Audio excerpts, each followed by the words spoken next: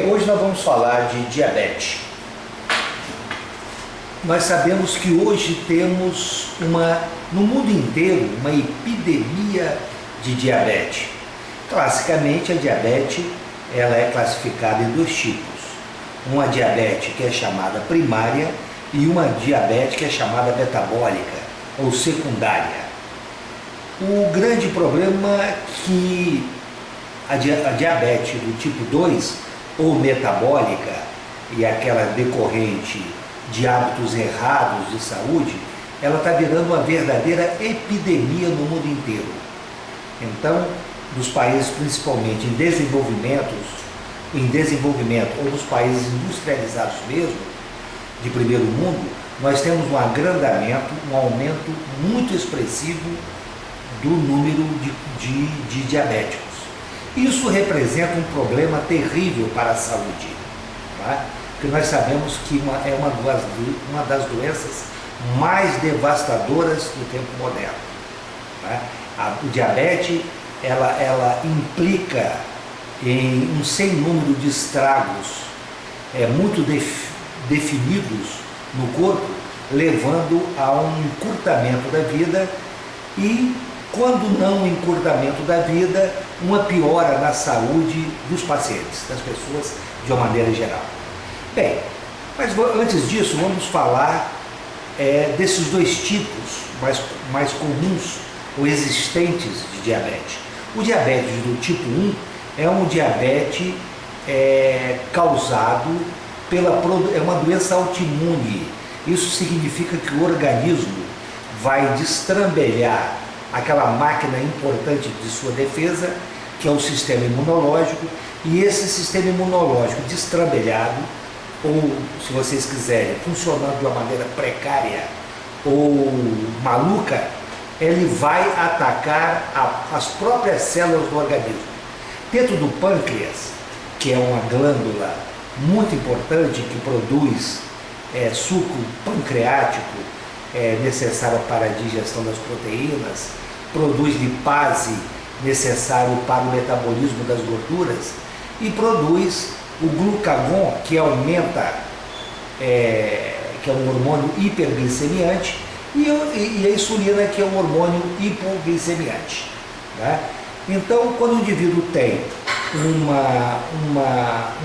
uma deterioração na qualidade do seu sistema imunológico, é possível que esse sistema imunológico, funcionando precariamente ou de uma maneira não correta, ele vai produzir anticorpos, e esses anticorpos possam vir a atacar justamente aquelas células pancreáticas, chamadas ilhotas de Langerhans, porque foi descoberto por esse cientista da época, e destruindo essas células de Langerhans, produz naturalmente uma incapacitação desse pâncreas de secretar a chamada insulina, hormônio esse necessário em pegar a glicose absorvida pelo intestino, que caiu na corrente sanguínea, e levar essa glicose para a sua utilização celular, quer dizer, colocar essa glicose dentro da célula.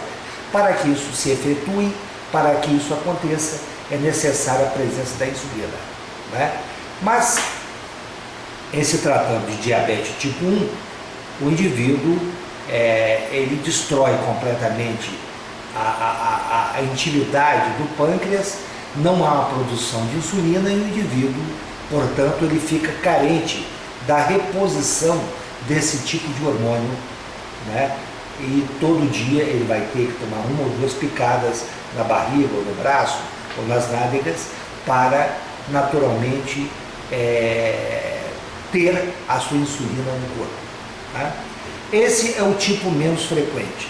Um segundo tipo, muito mais incidente ou frequente, se vocês quiserem, é o diabetes do tipo 2.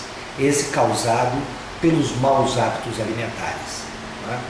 O indivíduo, naturalmente, como eu sempre falo aqui, nessas dicas de saúde, o indivíduo do tempo moderno ele é muito sedentário. Ele trocou a vida de andarilho, trocou a vida de exercitar o corpo de ir na padaria, de ir a visitar o amigo, de ir ao cinema, né, andando, né, ele deixou isso tudo e usa as máquinas, usa os controles remotos, usa os botões automáticos. Isso tudo vai reduzindo de uma maneira muito drástica a quantidade de exercício que esse indivíduo faz. Consequentemente, aquela produção de insulina, né, ela se torna ineficaz, ou muitas vezes ela se torna até uma quantidade excessiva, mais de uma insulina que antes era efetiva, que agora não está mais efetiva. Consequentemente, existe, pelo pouco efeito dessa insulina produzida, né, pela baixa ação dessa insulina, o que nós usamos chamar de redução do efeito da insulina ou resistência à insulina, então existe um acúmulo de açúcares no sangue, ou de carboidratos, notadamente o açúcar, né, a glicose. E essa glicose aumentada, ela vai fazer toda a diferença, vai predispor o indivíduo a aumento de incidência de Alzheimer, que todos nós temos um medo louco, aquela doença degenerativa cerebral, e que nos faz, que precariza a mecânica cerebral, nos privando de toda a nossa memória, né? Então, um indivíduo que foi um cientista durante a sua vida, foi um tremendo palestrista, foi uma cabeça privilegiadíssima, e o indivíduo, nos seus últimos anos, ele vai morrer de uma maneira muito precária e fica imbecilizado, coitado, porque perde todo o seu acervo de memória, isso tudo motivado, muitas vezes, pela precipitação de uma proteína cerebral que vai destruindo paulatinamente, ou para e passo, os hormônios, as células nervosas, chamadas neurônios.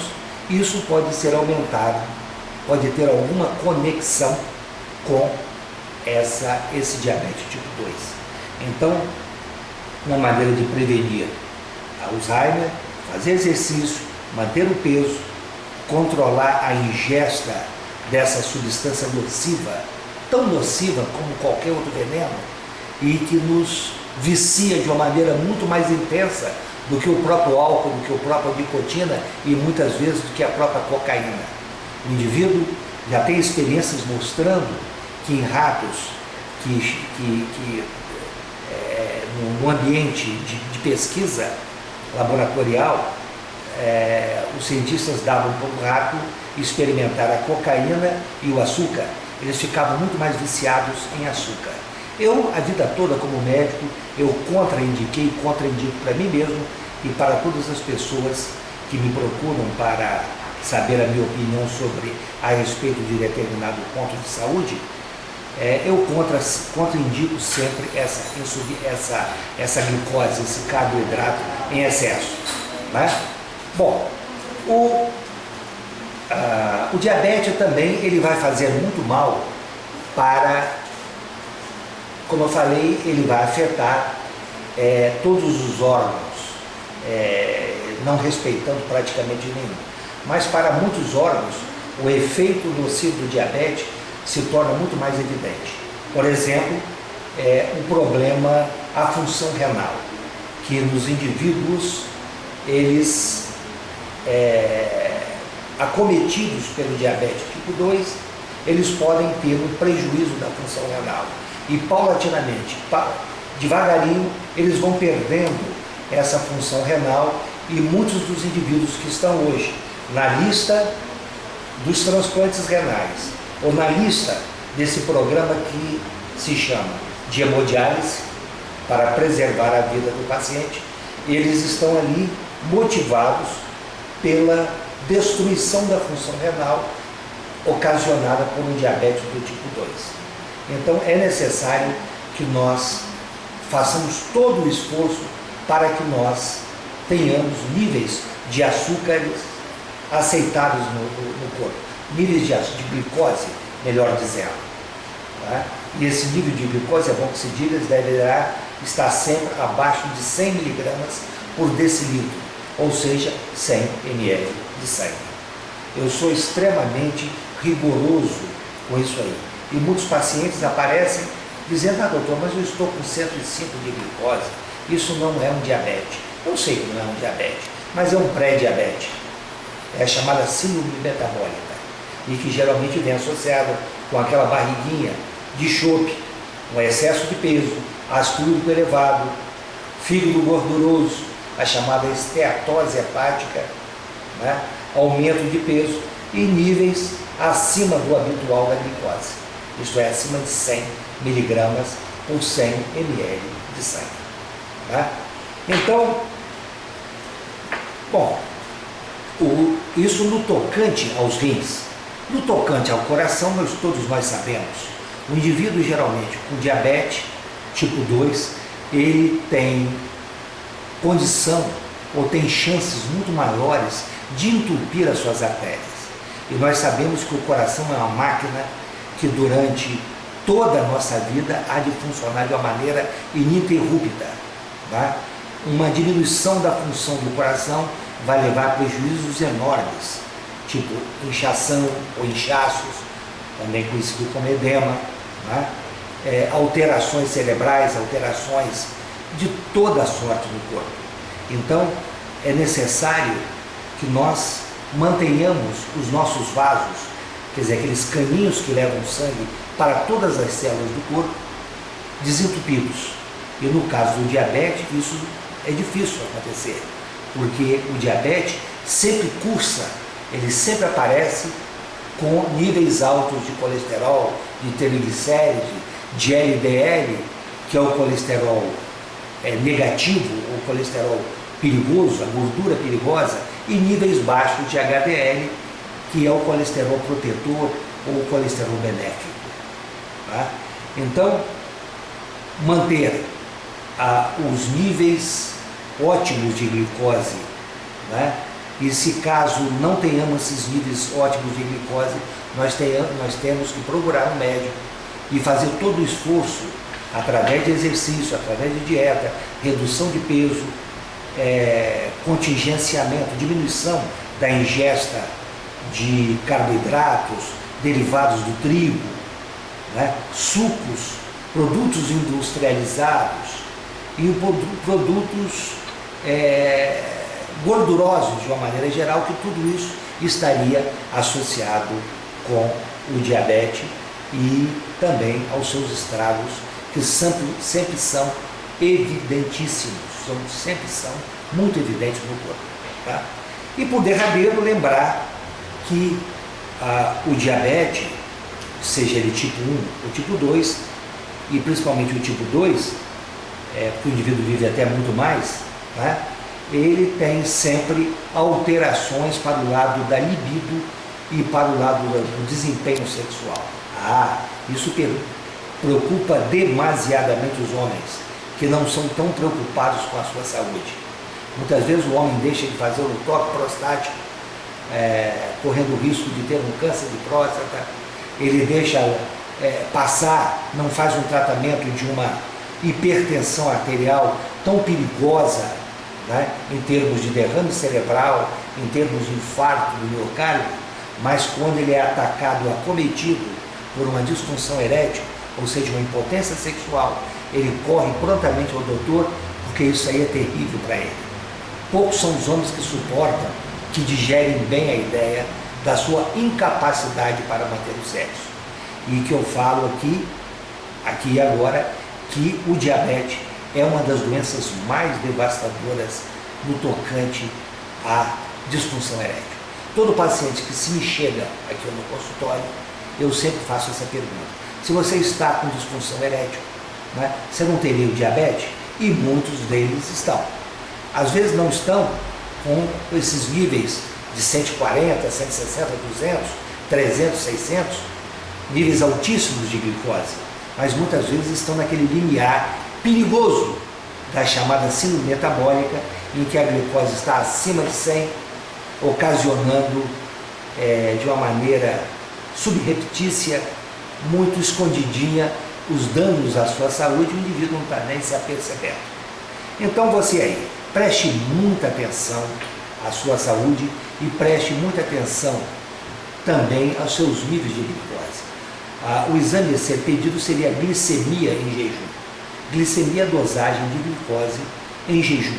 Quer dizer, você acorda depois de um período de jejum de 8 horas e você procura o laboratório e você pode checar esse nível de glicose. Caso ele esteja acima de 100, você ou é um pré-diabético, ou você tem uma síndrome metabólica, ou você já é um definido como diabético mesmo do tipo 2. Né? Aí vão os cuidados de sempre emagrecer, reduzir a ingesta calórica, fazer os exercícios que são muito importantes. Né? A dieta e exercício faz um efeito enorme na redução e no tratamento do diabetes. E se isso tudo não resolver, naturalmente existem remédios efetivos, inclusive ali os comprimidos, controladores dessa glicemia e mesmo nos casos finais a própria insulina, que é o hormônio próprio para pegar essa glicose do sangue e colocar dentro das células para que elas sejam queimadas. Né? E é isso aí.